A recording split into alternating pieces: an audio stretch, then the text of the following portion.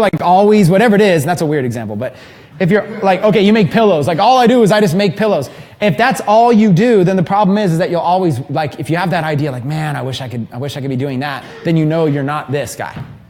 This guy has to be able to stay laser focused. Say, I wouldn't want to do anything else ever.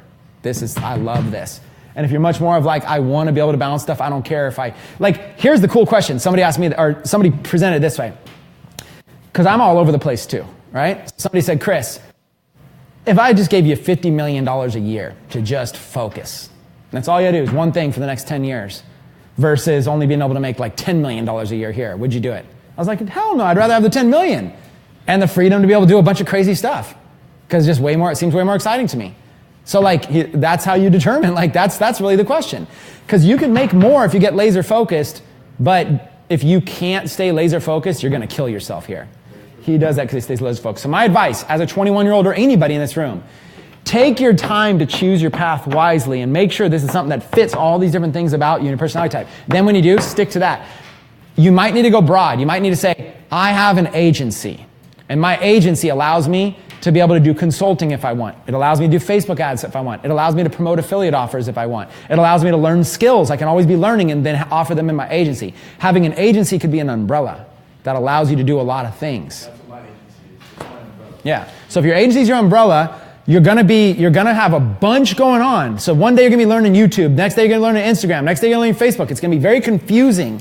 But if you keep it all under the umbrella, at least you can stay focused. And if it doesn't fit in your agency model, cut it. Okay? Is that helpful? Okay. Any other questions? I'm gonna stay up here, so somebody's gotta ask something. I'll ask. So pertaining to the marketing agency, what are some tactics or skills you could use to get new clients that you've never gotten, say like in your area? Because I do a lot of business to business where I'll walk into a business and I'll say, hey, I've seen your business on Yelp or I've seen it on this website here and so forth. How do you stop doing that and just make it a little bit more automated towards the email marketing? Do you have a side? local agency?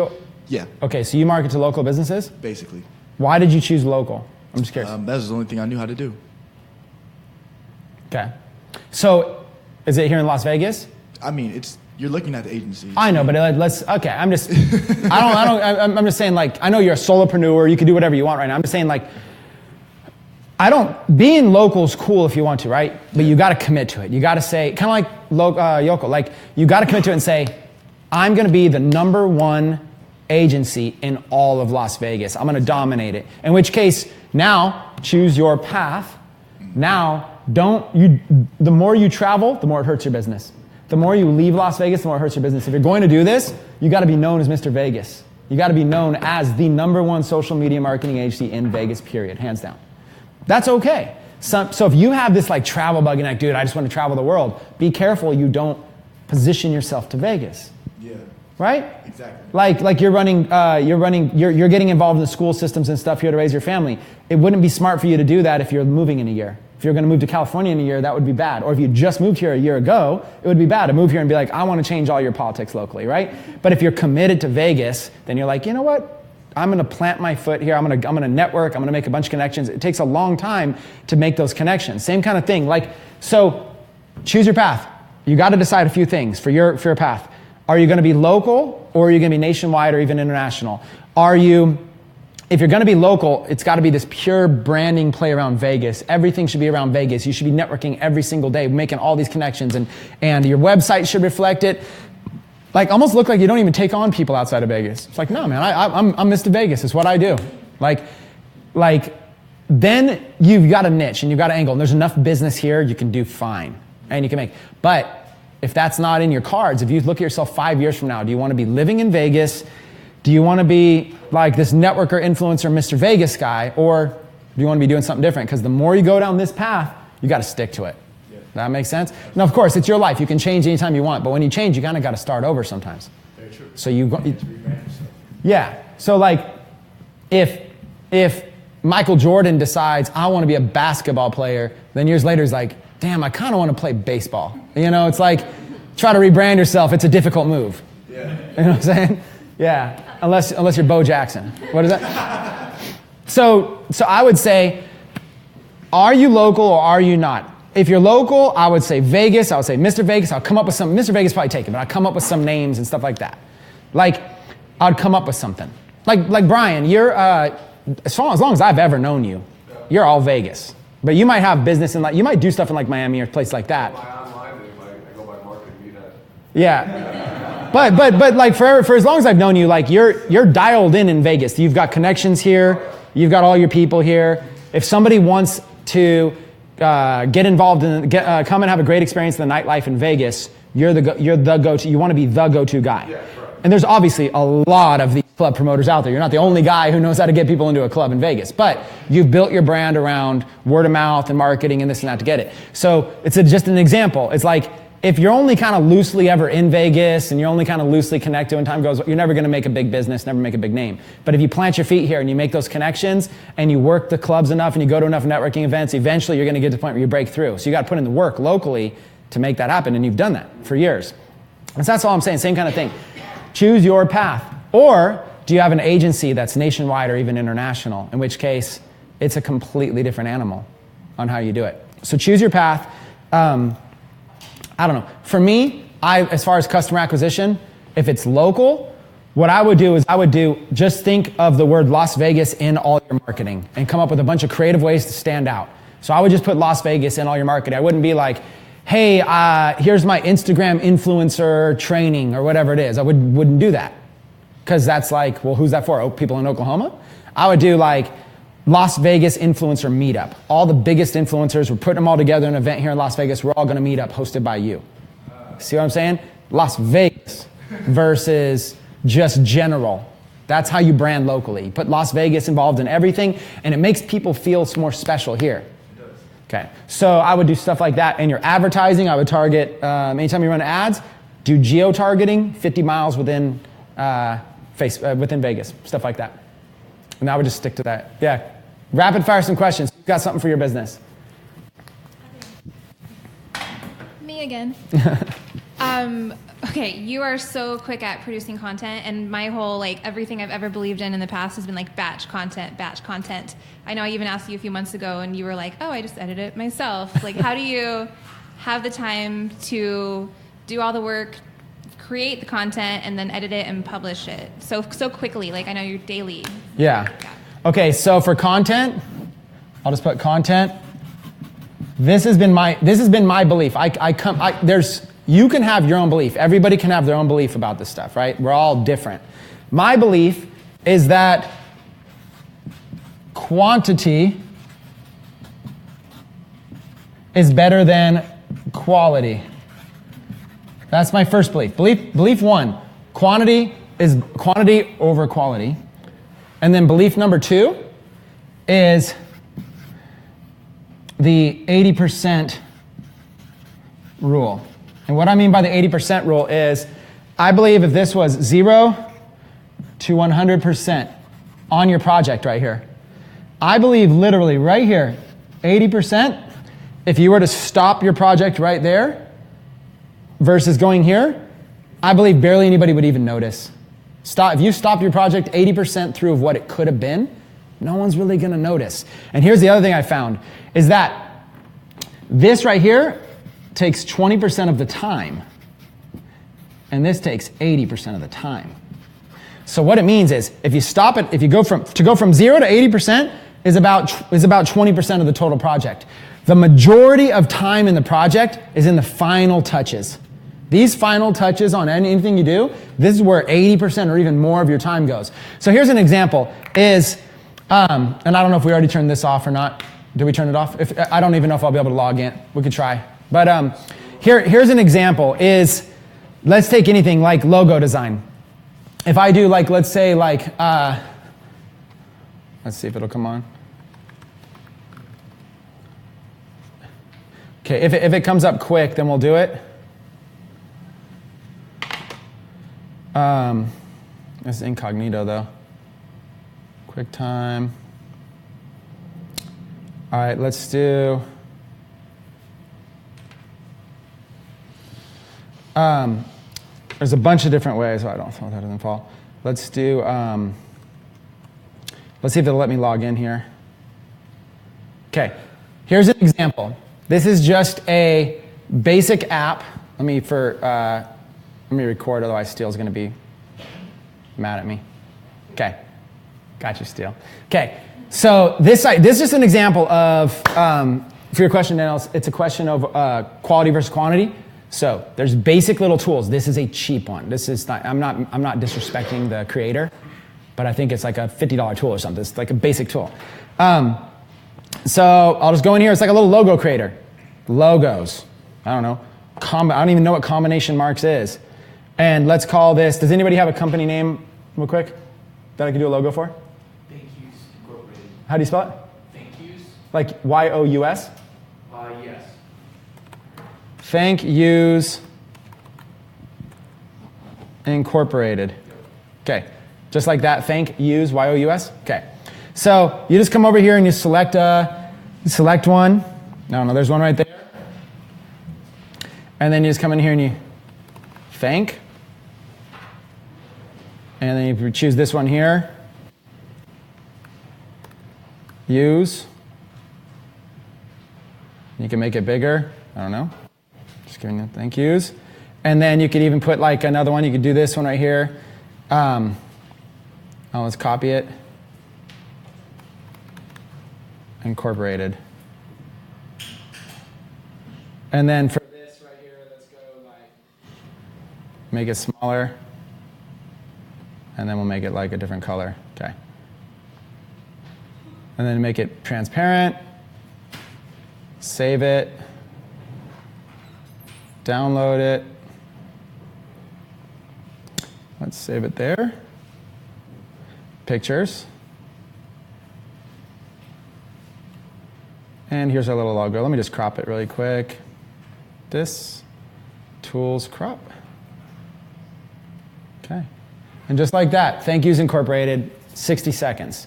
My point is, could it be better? Yeah, it could definitely be better. But now that I've just done this in 60 seconds, the amount of time that I would spend making this better is where all the time starts being eaten up. Okay, here's where it starts. Ready? So I don't know about railway font. No, not this one. Nope, that's wrong. Nope, I don't like this. Dang, I don't like this color either. You know what? Let's scratch this one and let's do a different one. Yeah, trash that. We're not going to use that one. I don't like this logo. What is this in? Let's make it big, okay? You see what I'm saying? Like, I'm going to mess around, and at the end of the day, if I showed you the logo I did in 60 seconds versus the logo I did over here, you as a consumer wouldn't really notice the difference. If you went and paid a logo design firm $1,000 right now, you wouldn't even really notice the difference. Majority of the time.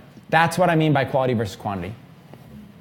And you might say, you don't know what you're talking about. Like we paid a lot of money we'll take something even harder. So like, let's take Billions on the shirt. Billions, okay? The Billions logo, and you come in here and you're like, okay, what is like cursive? So you come in and choose like a cursive logo like that, and then maybe make it like 100. Delete this one. Download PNG.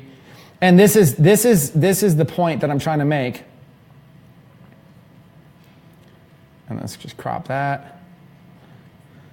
Okay, I don't know. That literally just took me like no time at all. And just like this right here, Billions. And pull up your shirt right there. Well, that says billion. Sorry, I did put S on the end. Billion. Now, technically speaking, that logo's better. But all I'm saying is 90% of the world is not artistically inclined enough to even notice the difference if I had this on my shirt and he had that on his shirt. That doesn't mean you shouldn't get that logo. You should get the logo that you like. But if I was just starting my company and I didn't really know what was going on, I could swap this out with that one later. And no one would even know.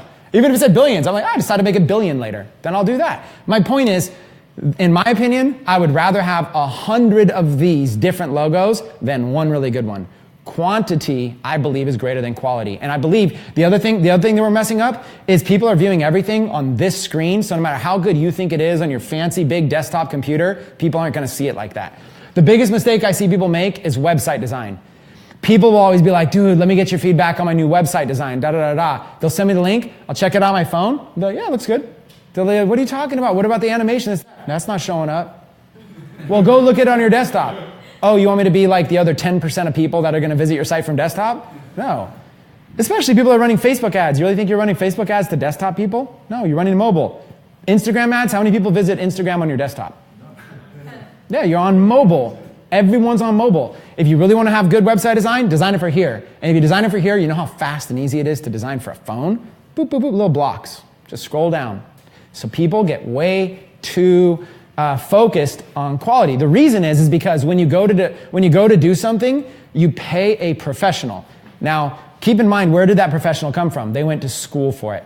They put in thousands of hours into learning that craft, and the one thing that they were passionate about was quality. So it's an insult, in a way, for them to hear, no, don't worry about all that training and everything, just whip out something real quick. They don't necessarily like that because it's hard. If you go to a musician and say, oh, just do something in one take really quick, it's like, they want to do it right. They want to sound good. They want to like it, right? So you have to imagine that's the difficulty. When I told you I was editing stuff myself, it's because I would shoot a full vlog for a day, and I would hand it off to an editor, and they would take 8 to 12 hours to edit that. And I was just sitting there going, it's on YouTube. People are watching on their phone. Like, we don't need 12 hours to edit this thing. Then they would say, you don't understand editing and exporting and rendering and how long it takes to be able to upload all this stuff and then music and get everything right. So I said, all right, let me just try to figure it out. And I got like 10 minutes worth of education, jumped on Adobe Premiere, put it all in the timeline, chopped it, added some music behind it, put a couple little titles, boom, 2 hours, done. And most of my viewers could not tell the difference. I would get comments going, dude, your editors are so good, man. Are they ever for hire on anything? And I would answer back, go, no, I'm not for hire on any of it. People couldn't tell the difference. Now, granted, my one main guy was so good at video editing. Clearly, mine was not as good as him. But I'm just saying, do you really think people on YouTube are going to care about how quality your video is? Now, if you're going to be on TV, that's a different story. So if you're creating content, lots and lots and lots of content, what I would rather do is I would create a content strategy. So what I would do as an example is I would come in and say, okay, here's how I'm going to do it. I'm going to create a course. This course is going to have 40 videos. Each video is going to be 5 to 10 minutes long, and each video is going to have a little bit of a theme to it.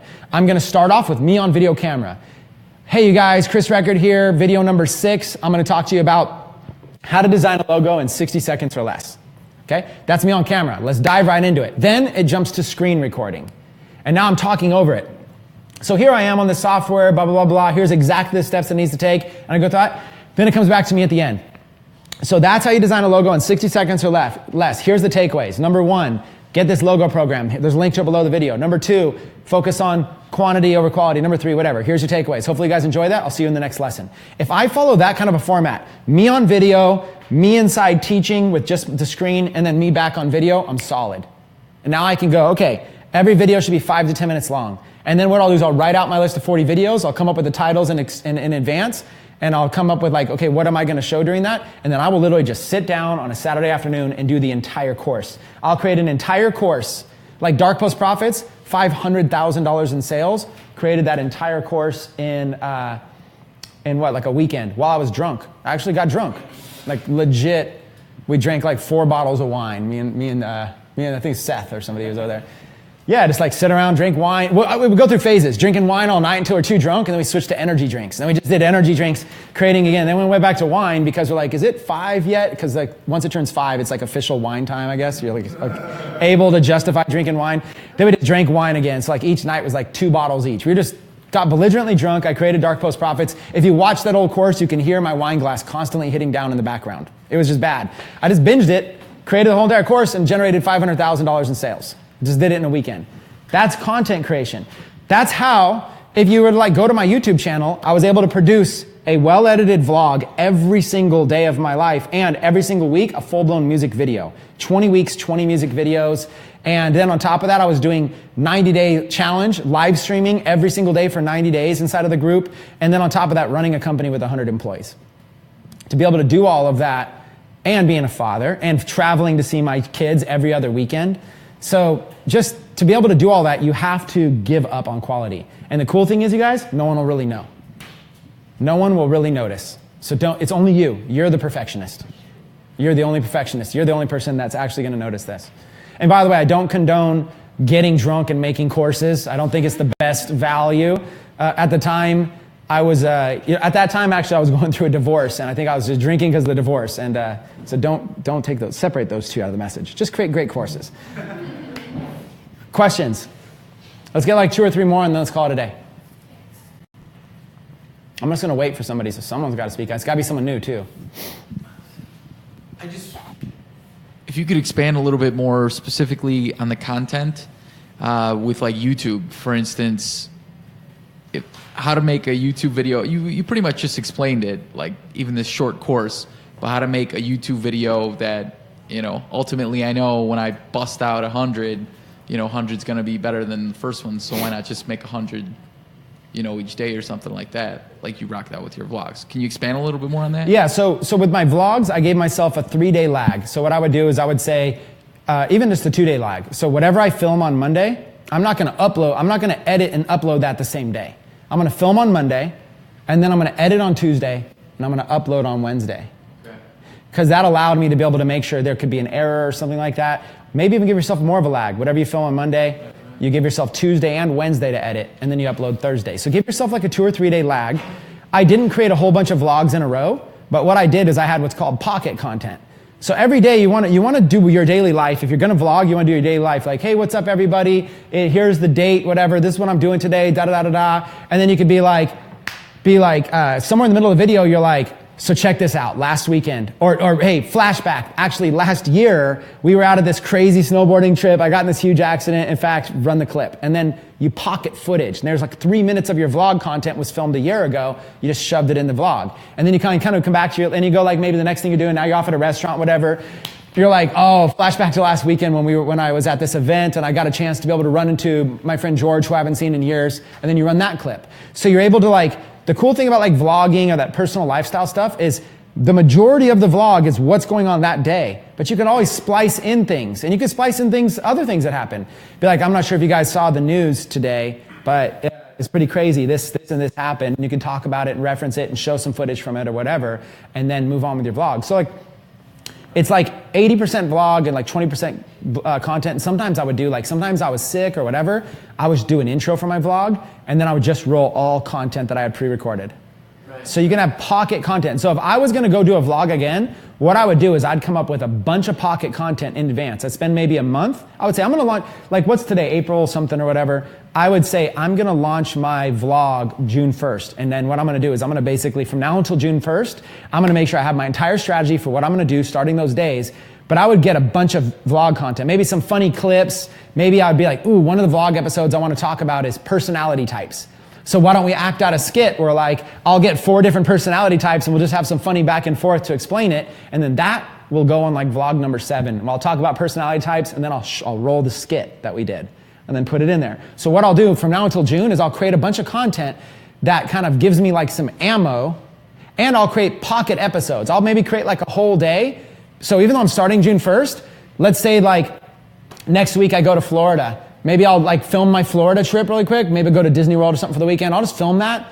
And then I've got my Disney World day. In the event that some footage gets ruined or something later on, I'll just come on and say, you know what? We lost all the footage today, but I got a bonus for you. I've got some hidden footage from several months ago when I went to Orlando. Check this out. Boom. And then you roll that. So you have, in the worst case, if something goes wrong, whatever, you have pocket footage. That's how you can not miss a day. Right? So when it comes to, vlogging would be a topic on its own, but the idea is you want to basically live your day and be real and be authentic. This is my life, but then you can put in little pocket clips and you could even have backup pocket episodes, 2 or 3 of them in case something goes wrong. Or just in case just in case you don't want to vlog one day. We're not all perfect saints who just are yay, yay, yay every day. There's bad days too. And then you just you tell your editor, I don't want to talk to you, just roll the clip, roll that one. But the reason I edited so much myself was also because we just had so much going on. I was a little bit unrealistic about thinking that we could just pull it all off. Doing daily vlogs, weekly videos, running a company, making sales videos, doing live streams, doing it all on the road, on hotel internet, trying to upload files and do this. It was a very difficult thing to do. Let's go. It's like 5 more minutes worth of questions. Yeah, this is specifically for ecom, but it can apply to any business model. Right now, or for the past couple of years, Facebook has been the best way to drive traffic. Do you see any other traffic source being better or equal to Facebook in the near future? It would depend. So traffic sources, of course there's better traffic sources than Facebook, but it's too general of a question, right? So give me a niche or something. What niche are you in ecom? Are you in one? Jewelry. Jewelry. What kind of target audience? Who's your typical target audience? Males, 65 women? plus women. Older women? Yeah. 65 plus women? Yeah. Okay. Do 65 plus year old women read certain magazines? Yeah. Okay. So that's an example. Contact those, go to those websites and see if any of those websites collect an email list. Contact them and see how much it would be to sponsor emails that they send out. Now you're targeting a direct target market with your ads, stuff like that, right? Like solo ads to those email lists. What organizations are around? What can you do? Can you sponsor some of those kind of events that they run? Can you sponsor some of their things? Can you do some trades for some people? There's organizations that maybe have like 100,000 members of 65 years and older in their organization, and maybe there's something that you can contribute a value to them in exchange to be able to get some promotion or a shout out or some recognition or whatever it is for the jewelry. Maybe you could do a fundraiser for them where a certain amount of the jewelry proceeds goes to helping some stuff. There's a million ways to market. As far as online mediums, Facebook's great, but you can't factor in the cost of ads. You got to factor in the cost per conversion. So you might be paying a lot more per click and per visitor on Google or Bing using AdWords and any of these kind of things, but look at the conversion. If those leads are converting far better because people are searching for something specific, finding you, more likely to buy it, if your conversions are through the roof, look at those conversions. You might be paying 5 times more on Bing or Google, and next thing you know, it's making you more money. So it's worth trying. So it's worth trying to go out to these email lists. It's worth trying to go to these organizations and associations. It's worth trying all the different paid sources out there. And then it's also worth trying like being creative out of the box, like think outside of the box. Like get some, maybe there's some creative video campaigns you could do that are just like whatever funny, and then they could like mention the jewelry or whatever it is, like, some skits, some funny things that could go viral, anything that you could ever do where people are just tagging their friends in Facebook or whatever, then do that. And, I would say the reason I asked about your audience is your audience is women 65 and older. So I probably wouldn't invest too much money in social media that's dominated by young adults. I wouldn't be like, you should do Snapchat stories, dude, for sure. 65-year-old plus women, Snapchat, dude. I wouldn't do that. But, but for most people right now, like consulting.com, like Ty, or these guys, they should do Insta stories, ads on Instagram stories. They should do ads on Snapchat stories because their audience is like younger, millennial based, buying up, looking for businesses. So you just find what works for you. But I wouldn't say Facebook is going anywhere. Will Facebook still be strong in 5 years? Yes. Are you doing free plus shipping, or are you charging for the jewelry? No, charging. Yeah, that's good. I would say, if anything, experiment with raising your prices. Consider raising your prices. So by raising your prices, you have a little bit more margin to be able to be more flexible with your advertising. Test it. Try to see. So like if you're selling a piece of jewelry for like $22, maybe try selling it for $34 and just see how much that hurts conversions. If it doesn't hurt conversions that much and you give yourself an extra $12 spread in profit, now you can spend a lot more to acquire a customer, and now you're not as affected if Facebook gets more expensive, So that's kind of the workaround around that. Does that help? Yeah. Okay. Question over here? And then we'll wrap up. So, the Spanish market is not as developed as the English market, and I've been doing it. And thanks to your teachings, my business has been growing, and I'm close to the 6 figures. But then I saw that figure you mentioned, like making 100 grand a month. And I wonder if it's possible in Spanish. If you think about Spanish, you have to go backwards when people were using Western Union to buy online, to buy things. So do you think it's possible, even though the market is so young, or should I be patient and just wait a little bit and go for it later? I think it's easier to make money in the Spanish market than it is in this market. Okay. Yeah. So start with that belief. Okay. So it's easier to make money down there. So Get yourself there as soon as you can. Or it's the easiest market to make $100,000 in a month. Once you get to that belief, at first you're gonna like talk yourself out of it. No, he's just saying that. He's just being, he doesn't have anything to back it up. How can I believe this? You're like, I've never seen it. I've never done it. People aren't doing it. It's not easy. What are you talking about? Your mind is gonna tell you it's not. Once you get there and you believe it, then suddenly ideas will just start pouring. There's a guy, I went and had dinner with him last week. You know what he does? He takes courses here in the United States, like my Facebook ads course, and he transcribes them, puts them in Spanish, and he offers the Spanish version of the course as a free bonus if you buy it. So he comes to me and he goes, hey, I'm gonna promote your course, 50% commissions, whatever. Okay. What he does is he basically, he says, all I wanna know is can I, as a bonus, when people buy your course through me, can I give them this Spanish version for free? Can I transcribe it? I said, yeah, no problem. He took all my videos, redid them himself. He's sitting there, he's like, hey, so I'm going to teach you Facebook advertising, just gonna repeat what this guy said in Spanish so you guys can all learn how to do Facebook and show you the Spanish version. He just did the Spanish version, gave it away as a free bonus to sell mine, and he was like one of the top affiliates for my course. And I had dinner with him like a week or two ago, and he's like, oh man, I've been doing that for years. He goes, instead of just doing courses, I started finding software in the United States that was English only when you go to use it. And what I did was I just started making tutorial videos in Spanish, but showing them how to use the software, because this software, they don't have a Spanish version. So something like ClickFunnels, for example, doesn't exist. They don't have a Spanish version of ClickFunnels, not a popular one. So all these people just don't have that software tool. But what he did was he made a set of Spanish tutorials on how to use ClickFunnels, so that then they go in, it looks like if you gave me a software right now that's all in Spanish, I wouldn't know how to use it. I would go in there, I'd be like, what is all this stuff? But if I really wanted it, I could quickly learn, okay, if I want to add a page, there it is. It would take me longer, but I say, oh, I could just do this, click, click, click. Okay, if I want to do this, I could do quick, and eventually I would get it. Even though it's a foreign language, I would know if I want to add a new page, I click whatever that word is, I click that button, and then it can make a new page. He did that, he created that. This guy's killing it. And he doesn't even know how good what he's doing is. So that's just an example, is once you see how easy it is, all he does, he takes all these popular softwares, he ranks on the leaderboards very high, and he wins all this bonus money. He gets all this extra money for ranking high. People are like, how do you make so many sales?